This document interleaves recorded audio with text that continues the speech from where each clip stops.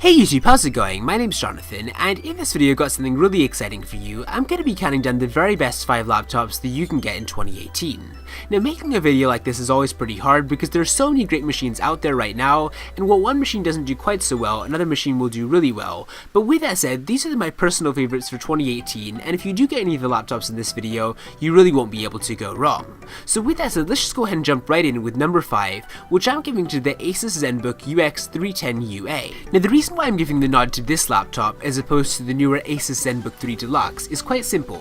It just comes down to price. The ZenBook 3 Deluxe is currently going for about $1,400 on most sites, whereas the ZenBook UX310UA comes in at less than $900. That doesn't mean it's a bad laptop though. You're still getting very decent specs. You're getting a minimum of an Intel Core i3 processor, but that can obviously be upgraded, and you're getting also a full HD 1080p display that can be upgraded to a brilliant 3200 by 1800 pixel QHD Plus screen with 30% more pixels compared to Apple's 13-inch Retina displays. You're also getting 8GB of RAM, at least 256GB of solid-state storage, and then an Intel HD graphics card 620. While the Asus ZenBook 3 definitely doesn't have as good battery life as an industry leader like the Dell XPS 13, you should be able to get at least 5 to 6 hours of continuous use out of this machine, and if you're using it more intermittently, it should last you the day. Overall, the ZenBook 3 is just a really solid choice, and if you're looking for a laptop that comes in at less than $1,000, this is one of your best bets. Now, coming in at 4th place in this video is the late 2017 edition of the HP Spectre X360-13,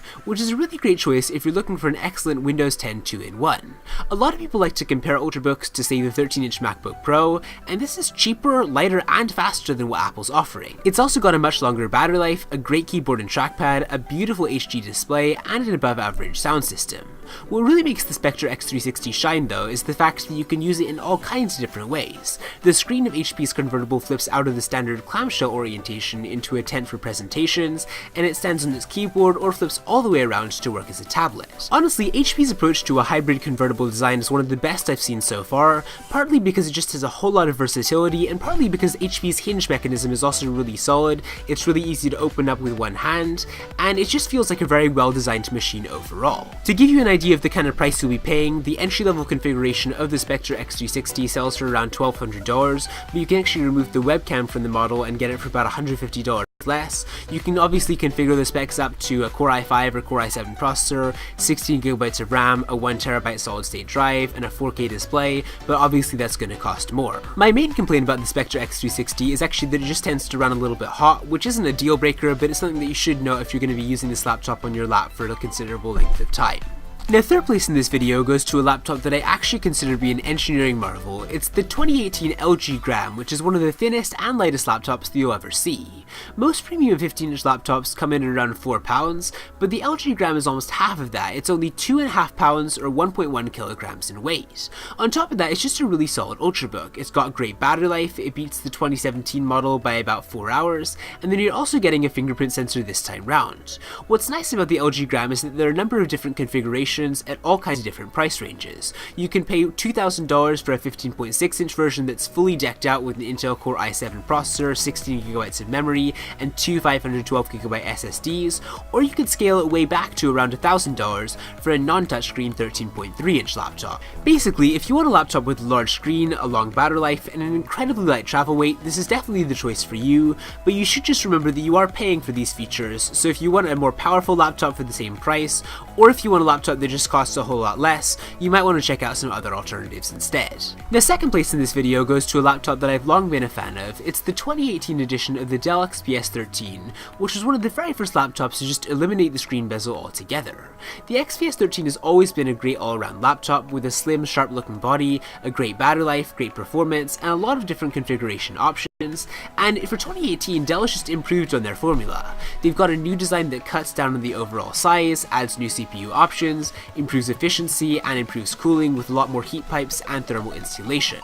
There are still a lot of editions of the Dell XPS 13. You can get, for instance, a Core i5 CPU edition with 8GB of RAM, a 256GB solid-state drive, and a 1920 by 1080 non-touch display for about $1250, or you can get a more advanced version, say with a Core i7 CPU, a 512GB hard drive, a 4K touch display, and then 16GB of RAM for $2,100.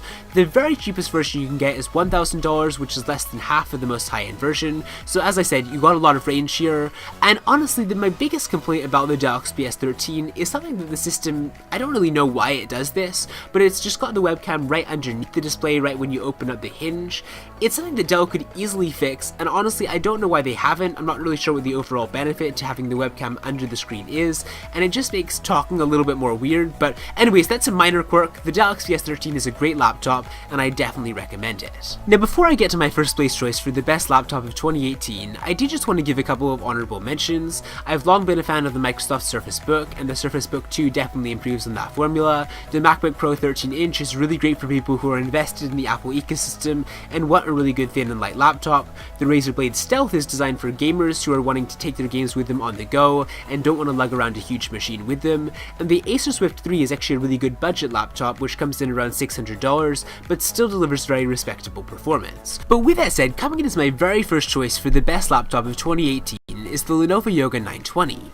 Honestly, the reason why this laptop is so good is there's honestly nothing I don't like about it. It's got a really premium look and feel, 8th generation Intel Core i-series processors for amazing performance, great battery life, active pen support, even little things like Thunderbolt 3 USB-C processors. Lenovo even moved the webcam position back above the screen again after moving it below the screen to accommodate the 910 slim bezels. The fact that Lenovo was able to do this is one of the reasons why I was so hard on the Dell XPS 13, and honestly the only thing that I can really gripe about at all with regards to the Yoga 920 is the fact that it's a little bit heavier than something like the LG Gram. It comes in around 3 pounds, but the fact that I'm complaining about a 0.5 pound difference I feel speaks more to the quality of this laptop than anything I've said so far.